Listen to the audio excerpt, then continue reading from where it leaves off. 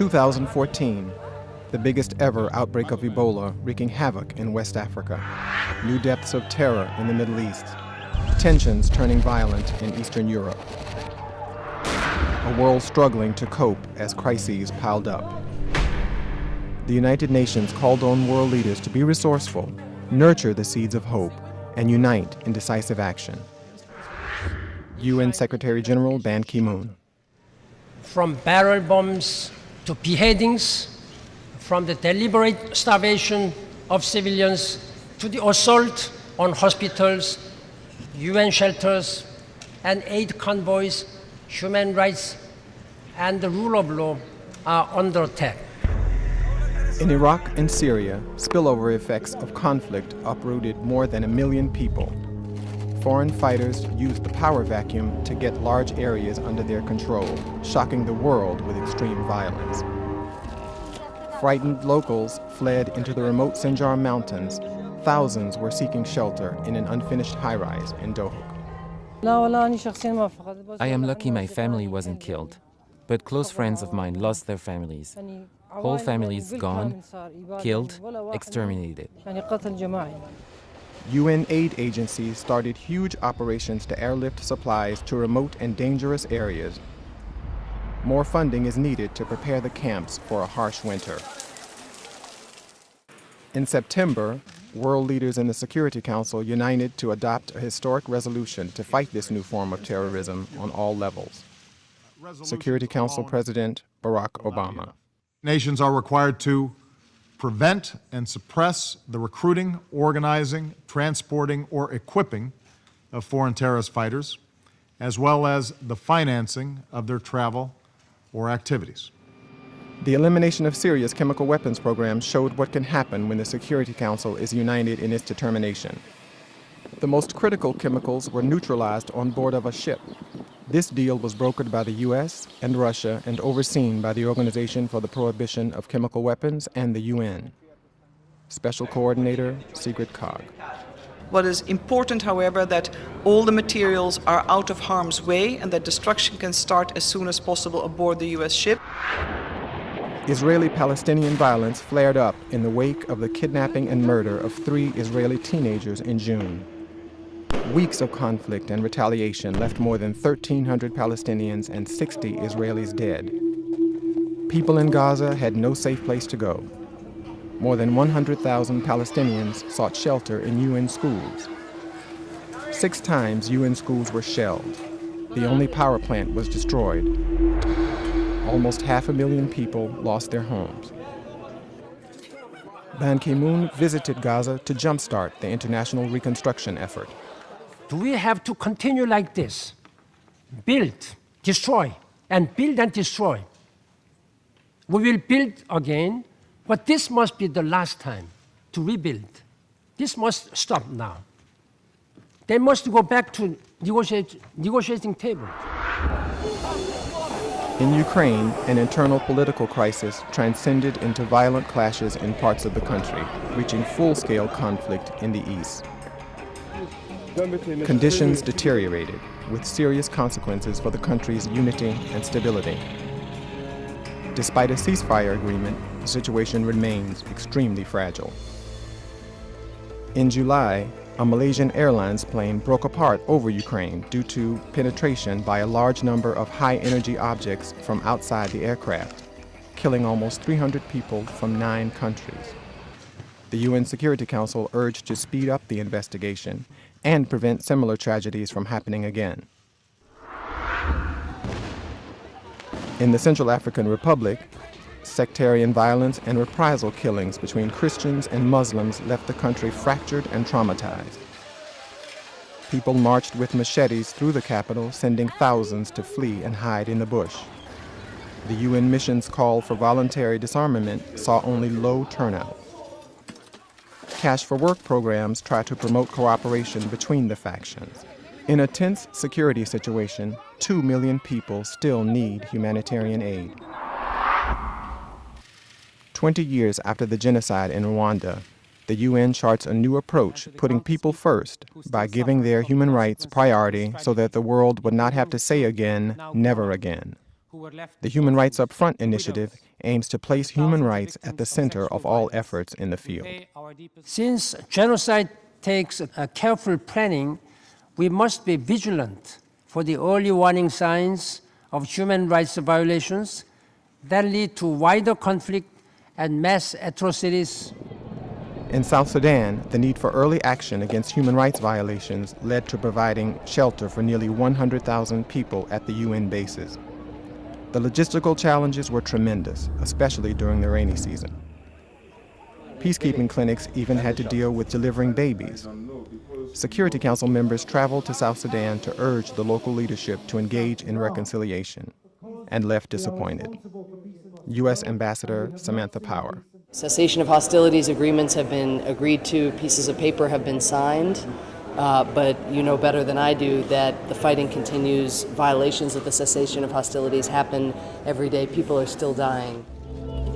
In 2014, the world counted more than 50 million refugees, the highest number since the end of World War II, a population that would make up the 26th largest country on Earth.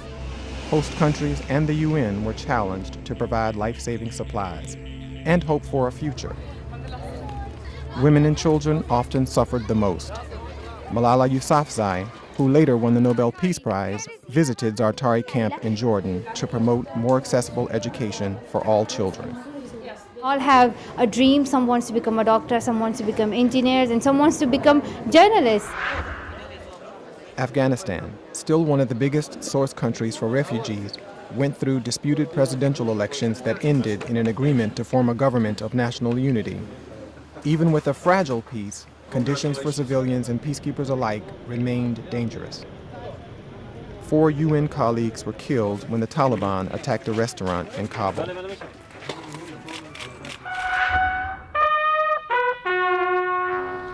Worldwide, through the end of October, 113 Blue Helmets paid with their lives for the cause of peace. In Mali, a convoy hit a landmine. 4 peacekeepers died. 2 others were killed in a suicide attack. In Darfur, 3 peacekeepers were killed in a sudden attack while protecting a water borehole. Mourning in Guinea. When little Emile died, nobody imagined his village would become ground zero for the worst Ebola epidemic ever recorded. Spreading like wildfire, the disease turned Guinea, Sierra Leone, and Liberia upside down. By December, more than 6,000 people had died. The living were paralyzed in fear. Economy and health services had nearly collapsed. As treatment centers overflowed, the international community had to speed up its response. Margaret Chan, Director General of the World Health Organization. This is a social crisis, a humanitarian crisis, an economic crisis, and a threat to national security well beyond the outbreak zones. The Security Council urged speedy action to fight the epidemic. The UN's Ebola Emergency Response Mission was deployed within days. An unprecedented airlift operation has started to bring ambulances, field clinics, and medical supplies to the affected countries, as well as food to people who can't go to markets or to their fields. Clinical trials for 2 vaccines have started. It is a race against time. Anthony Banbury, head of the UN mission for Ebola emergency response. We haven't been able to put the elements of the response in place everywhere, and where it's lacking, we see the significant or very bad situation in many of these communities. That's got to be the focus of our efforts going forward, spreading out our geographic response. A sign of hope are survivors like Sa, who is now immune and joins the fight against Ebola in his community. International donor support remains strong, says David Nabarro, the Secretary General's Special Envoy on Ebola. The extraordinary thing about this is that the whole world is willing to have a quick and successful response to this outbreak. Meanwhile, the Earth is sitting on thin ice. 2014 may set a record as the hottest year ever. Ban Ki-moon traveled to Greenland to inspect the status of Arctic glaciers and called for action to curb global temperature rise. In New York, 400,000 people, including world leaders and celebrities, marched for a cleaner, greener future. There is no plan B because we do not have planet B. At the UN Climate Summit, 120 world leaders joined forces with business, finance, and energy leaders and heard an urgent plea from Leonardo DiCaprio.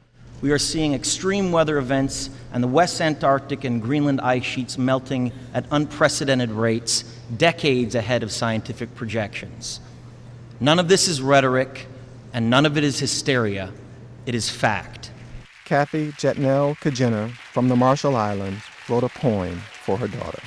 No one's drowning, baby. No one's moving. No one's losing their homeland. No one's becoming a climate change refugee. Or should I say, no one else.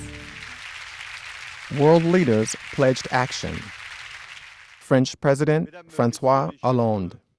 C'est la conférence de Paris de 2015. It is the Paris Conference of 2015 that will make it possible to reach an ambitious global agreement so that we attain a carbon-neutral status, a greenhouse gas emission level that is compatible with absorption capacities for the globe. At the summit, over $200 billion of financial assets from the private sector were committed to move to greener investments.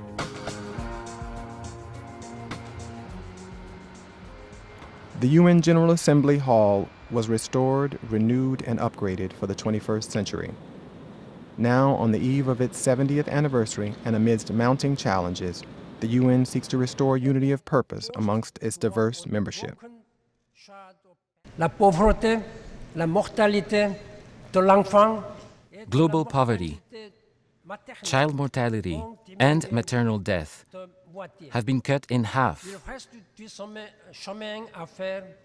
More remains to be done. But these and other gains show the power of the Millennium Development Goals and what we can do when we work together. Et ce que nous pouvons faire lorsque nous unissons nos forces. Global conversation has started on a sustainable agenda for the next 15 years. Amina Mohammed, the Secretary General's Special Advisor on Post-2015 Development Planning. By 2030, we can end poverty, we can transform lives, and we can find ways to protect the planet while doing that. Building a future we want includes ending the marginalization of indigenous people as projected at their First World Conference in New York. It includes climate change-resistant agriculture, like here in Samoa, access to sustainable energy for all, and access to toilets and sanitation for the billion people who have none. To give children a glimpse of a brighter future, UNICEF brings e-learning to out-of-school refugee children in Lebanon and to children in remote villages of Sudan through low-cost tablets. Children have a right to innovation, to start discovering new solutions to local and global problems.